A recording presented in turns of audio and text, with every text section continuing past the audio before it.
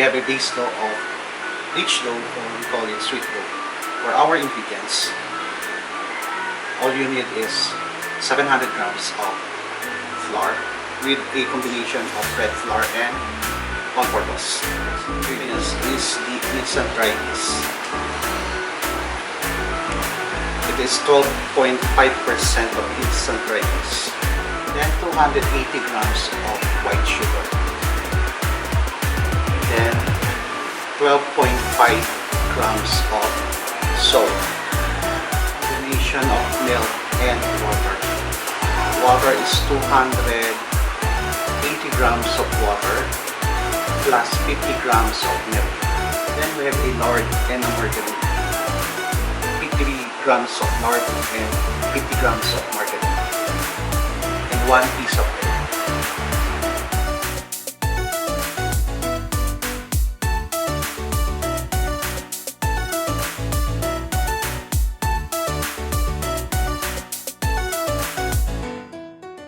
First, we are going to combine our dry ingredients.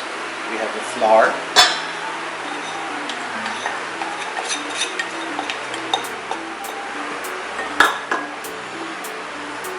and the white sugar. Okay. We need to mix first the 3 dry ingredients. Then add the salt. Mix well. The wet ingredients, you're going to add the egg in your water and milk mixture. Beat it slightly. Knead or dough by using a dough hook for the mixture. Or if you don't have a mixture, you can knead it manually. Add your liquid mixture gradually.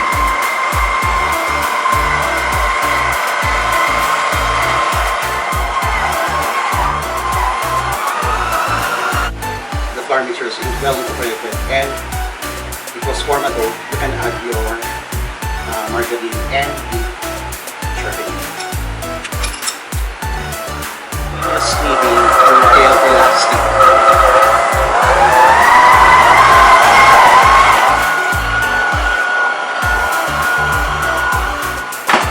Now to test your dough, get some little dough and stretch it. It means that the dough is not yet ready. It breaks. So you need to knead it again. Okay. Now the dough is ready, and they call it the window thin.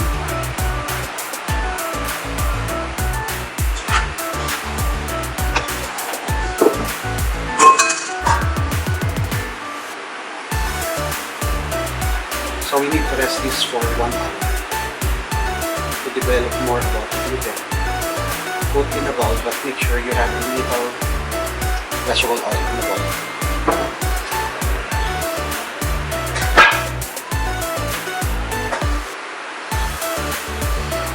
Then cover it with plastic wrap.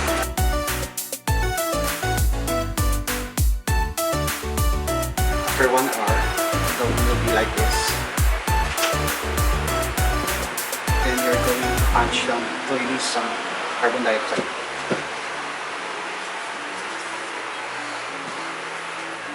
Okay, then we are going to cut the dough according to your precise grams per dough. So I'm going to cut this 50 grams.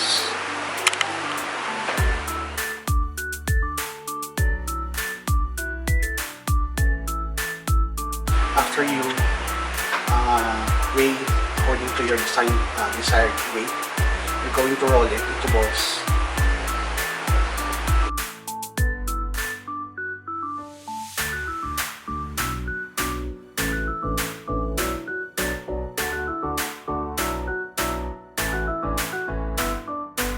After you shake it into balls, you're going to rest this for 10 to 15 minutes. so that it was easy to put the filling inside.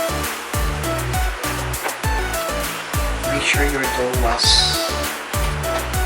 covered with plastic or cheesecloth so it will be dry.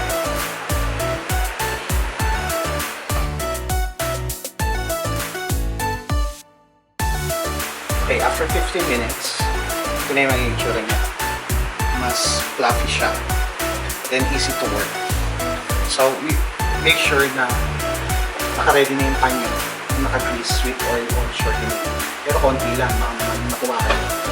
Hindi nyo marami. So, we're going to put the filling, the asado filling. Yung recipe ng asado filling, ilalagay ko na lang sa description box. Okay. So, flatten mo siya. Then, kuha kayo according sa dami. Make sure yung inyong filling after na niluto nyo malamig pag lalagay nyo na, kasi mahirapang magsara pag mainit pa siya. Sabihin nyo lang siya.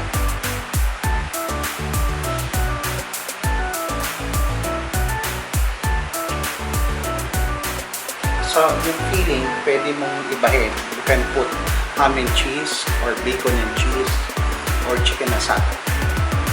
Nasa iyo yun kung anong gusto mo ilagay.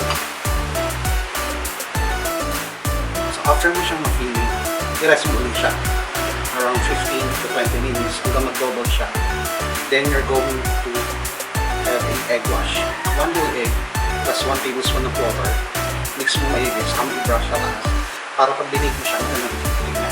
Then bake at 350 degrees Fahrenheit to 20 to 25 minutes or until golden brown.